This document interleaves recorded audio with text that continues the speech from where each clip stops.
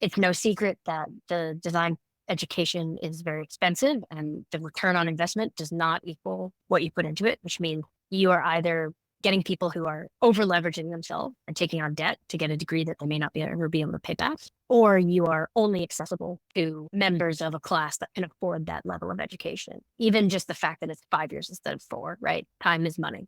And that comes with an extra instead of a year of tuition if you're doing the 5-year program.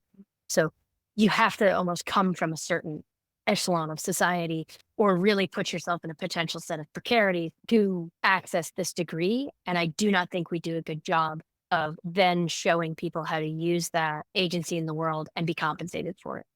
It's also no secret that you do not graduate with the ability to stamp drawings, to build buildings technically in a lot of jurisdictions. And you are not taught the actual technical aspect of being an architect. That is relegated to practice. And I don't actually dislike that model. However, it can take you 3 years to get licensed. It could take you 10, depending on where you go, depending on your access to be able to have time to study, your access to study materials, because our licensure body does not put out sanctioned study materials. All of those things cost money. All of that is another reason why the profession is still going to struggle with issues of equity in the profession and diversity. It is not shocking that we do not have a colorful, economically diverse, class diverse, gender diverse profession. It's just not. You can look at the numbers and pretty much understand why. It also is not typically conducive to folks who need to either early on in their career take care of aging family members or want to start a family. And these are all sort of issues that I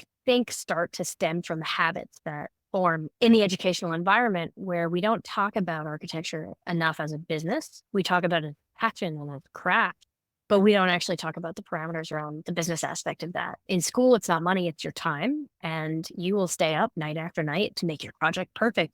And that in the real world, in my opinion, translates to you will do whatever it takes, whether or not the client is going to pay you or not. And that is a problem, in my opinion. That's a vast overgeneralization of that statement, but I'm happy to argue with anyone about it.